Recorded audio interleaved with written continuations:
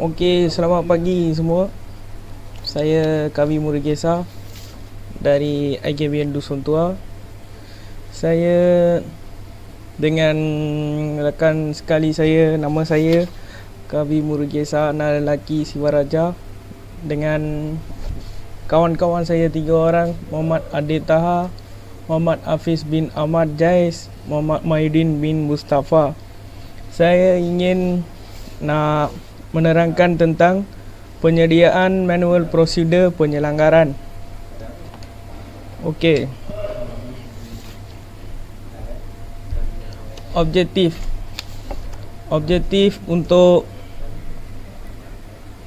penyediaan penyelenggaran prosedur penyelenggaran adalah untuk kualiti produk dan kepuasan pelanggan, memaksimumkan jangka hayat, menjaga keselamatan dan mencegah bahaya. Selain itu, meminimumkan kos pengeluaran, mengurangkan gangguan operasi, akhirnya meningkatkan kapasiti pengeluaran.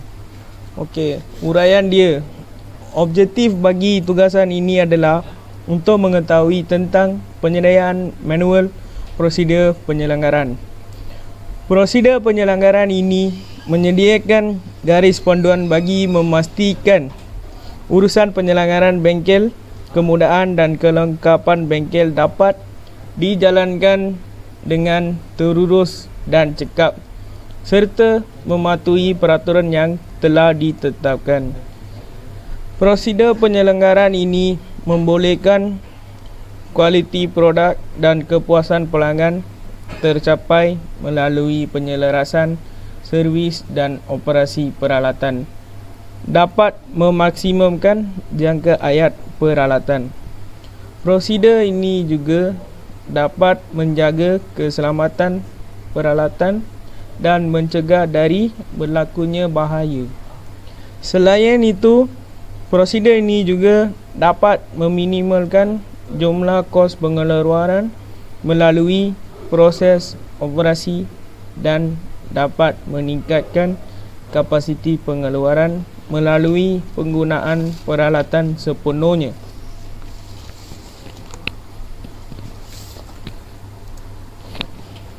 Okey, sekarang saya nak bincang tentang skop.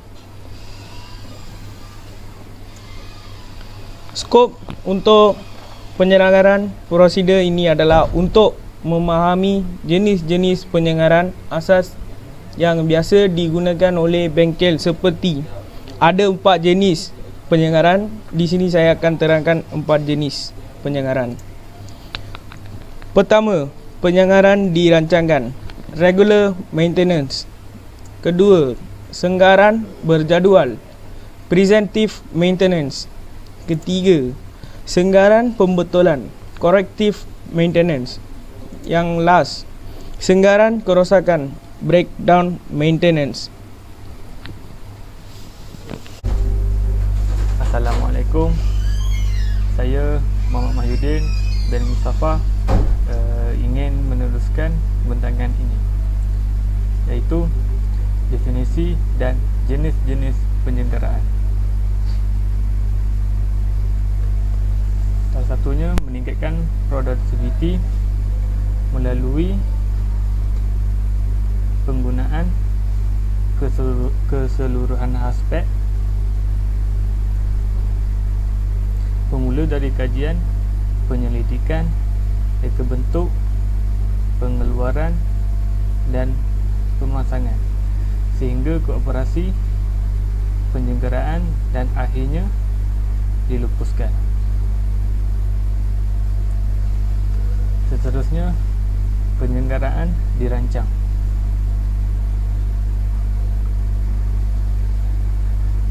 Penyelenggaraan dirancang ialah dapat dilaksanakan untuk memelihara, menjaga, mengendali dan mengawal selia kemudahan, kelengkapan, perkhidmatan dan persekitaran. Ia juga dapat memastikan aset berfungsi dengan lancar secara berterusan dan selamat.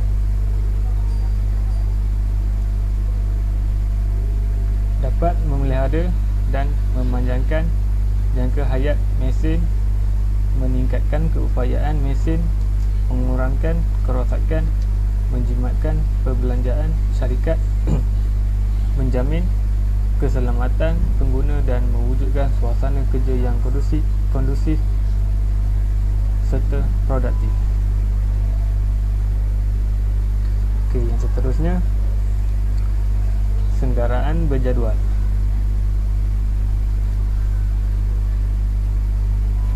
Senggaraan berjadual ialah perancangan sistematik.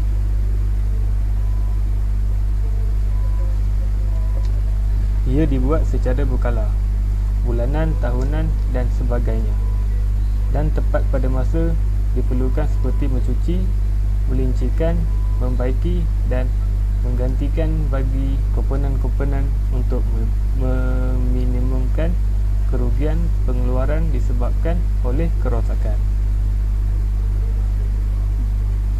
Ia juga dapat memanjangkan hajat harta modal dan mengurangkan kos keseluruhan.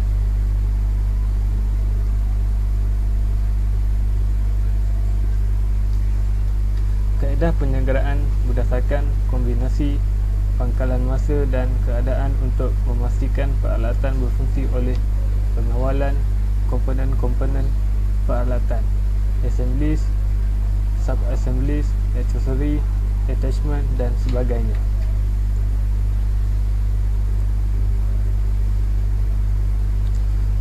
Seterusnya, senggaraan pembetulan dan senggaraan kerosakan.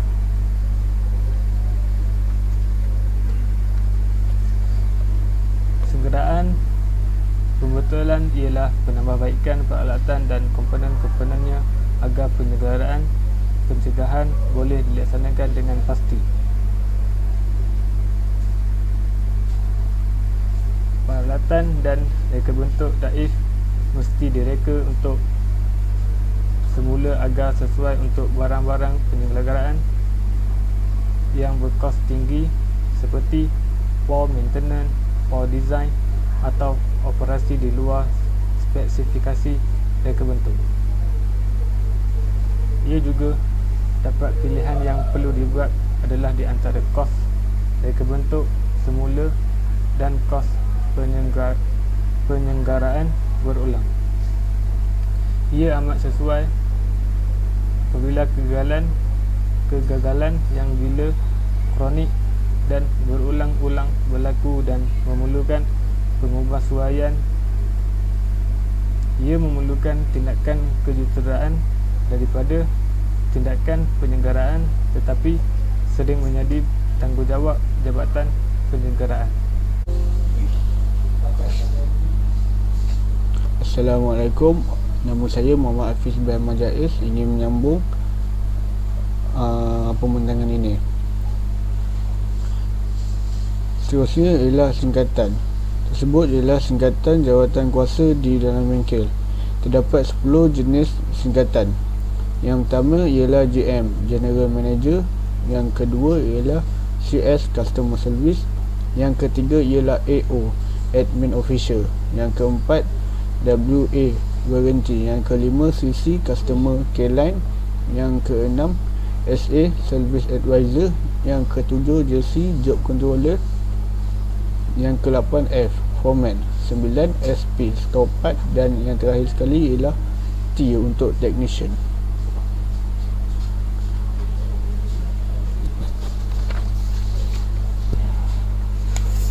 Tanggungjawab dan tindakan.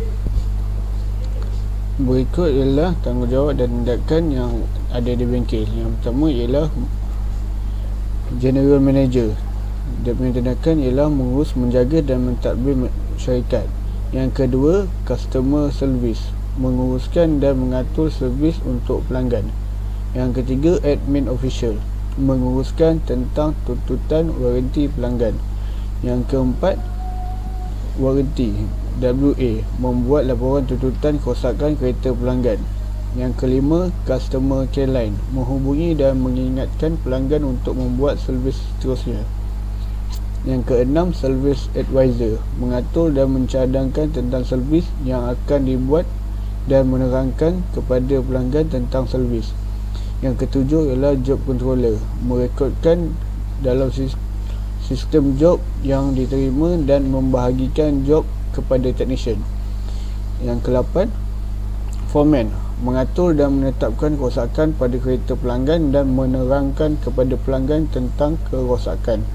Yang ke-9, SP, Store Part, menerima dan memberi barangan mengikut job yang diberikan oleh technician. Dan yang terakhir sekali ialah T untuk technician, mengambil barang di storekeeper dan menjalankan servis. Seterusnya ialah carta dan organisasi jawatan atau unit penyelenggaraan tersebut. Ini ialah dia punya carta organisasi. Sebagaimana manager memberi arahan kepada customer service dan juga admin official. Customer service akan memberi arahan kepada warranty, service advisor, customer care line. Seterusnya, service job controller dan foreman akan mendapat arahan daripada service advisor. Job controller dan foreman memberi arahan kepada store part dan juga technician.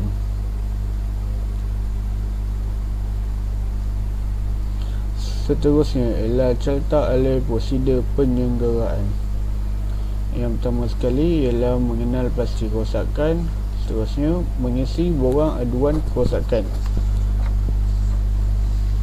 Selepas itu, menyerahkan borang aduan kepada ketua jabatan untuk mengenal pasti kerosakan dan untuk melakukan senggaraan untuk panggil kontraktor.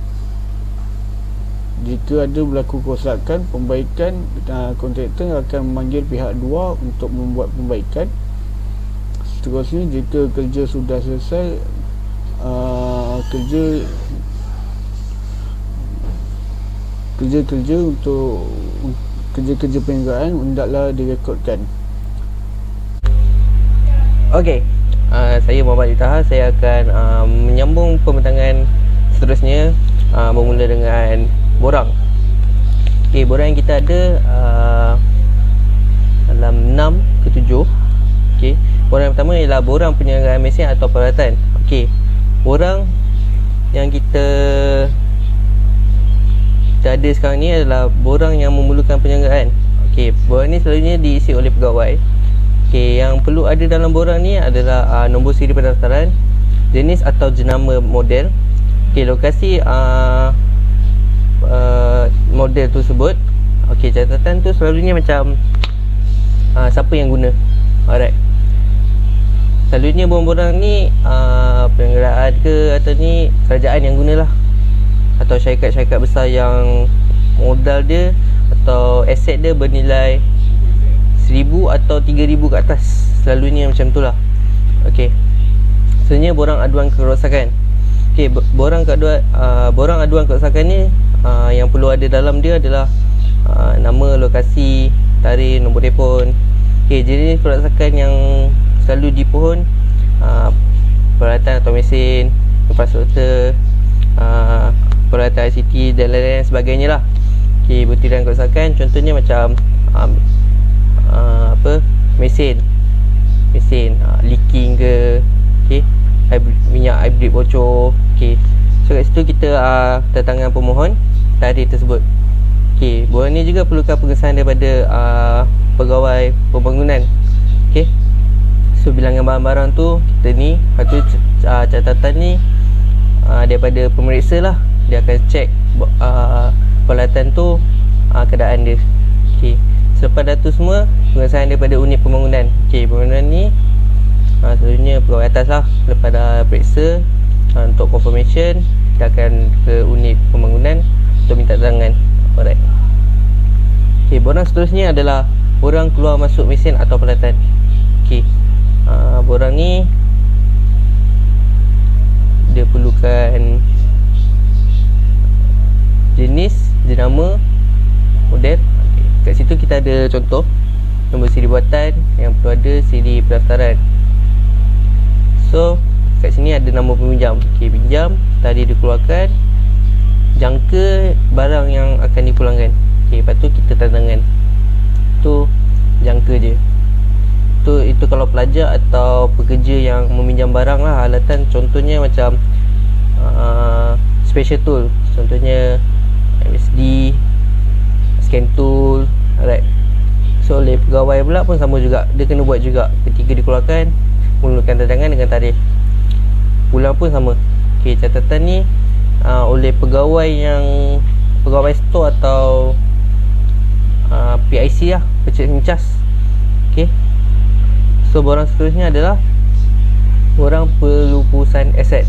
Okay, borang pelupusan aset ni yang perlu ada dalam ni, dekat sini kita boleh tengok nama dokumen pelupusan, nombor keluaran dan tarikh kuat kuasa, tarikh pelupusan, cara pelupusan. Okay, ini kat sini dia akan boleh masuk dalam beberapa barang lah. Okay, lepas dah tanda apa semua dah masuk, isi nama pegawai yang buat pelupusan. Okay, tandangan pegawai disahkan oleh. Okey, disahkan oleh ni selalunya ketua bahagian pentadbiran dan kewangan. Sebab dia nak lupus, dia nak kena tahu barang tu, dia nak inilah rekod. Alright. Okey, borang seterusnya, borang laporan pemeriksaan aset. Okey, selalunya diisi oleh pegawai pemeriksa lah. Okey, kalau kita tengok kat sini, dia memerlukan pemeriksa tu 2 orang.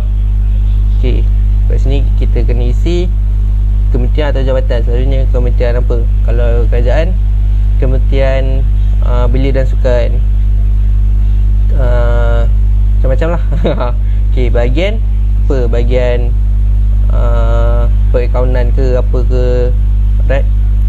So yang perlu kita isi dalam ni jenis aset. Okay, itu pendaftaran dia, lengkap atau tak lengkap, kemas kini belum atau tak. Okay, seterusnya lokasi mengikut rekod dan barang tu sekarang dekat mana. Okay, kuantiti mengikut rekod dengan sebenar. Okay, contoh dalam rekod ada tulis 3, tapi sebenar ada 2 je. Mana lagi satu? Itu kita perlukan borang ni. Okay, keadaan aset, contoh macam jack pilot ke, rosak ke, dah lusuh ke kan, dah berkarat. Okay, itu je. Okay, kat sini okay, pegawai mula tanda tangan dengan tarikh. Okay, jawatan dia lah, jawatan yang tinggi ke rendah ke kan. Sebenarnya pemeriksa ni tak tentu, dia tengok syarikat. Okay, nota nota kat sini. Okay, lokasi nyatakan lokasi harta modal mengikut rekod atau lokasi harta modal semasa memeriksa. Okay, daftar tanda pada yang berkenaan. Okay, tanda je. Baik. Keadaan aset, nyatakan sama ada sedang digunakan atau tidak digunakan. Catatan penjelasan kepada penemuan. Okay, seterusnya kita ada borang rekod laporan kerja penyelenggaraan oleh kontraktor. Okay, ini borang terakhir. Bila kita dah buat pembaikan, kita dah buat penyelenggaraan, so selalunya oleh syarikat luar ataupun pihak luar. Okay, kita nak tahu barang apa yang dia buat ataupun servis apa, perkara. Okay, kat sini perkara, agensi, nombor kontrak, harga, catatan. Okay, perkara kat sini kita dah bagi contoh. Satu, first service. Okay, daripada agensi Beta Series. Okay, nombor kontrak dalam rekod SC1007. Okay, harga untuk servis ni 500. Okay, catatan ni kita tulis telah siap di servis. So barang tu dah siap di servis, dah siap di baik pulih, dah siap di selenggara. Okay, seterusnya okay, itu je. Okay, sekian daripada kami kumpulan 4. Kami mengucapkan ribuan terima kasih kerana menonton video ini. So korang yang tengok ni boleh komen dekat bawah. Kita memerlukan 2. Okay, daripada tugasan ni kita memerlukan 2 komen, 1 kritikan dan 1 kebaikan dia lah. Alright, so jangan lupa subscribe, like, share dan komen. Okay, terima kasih.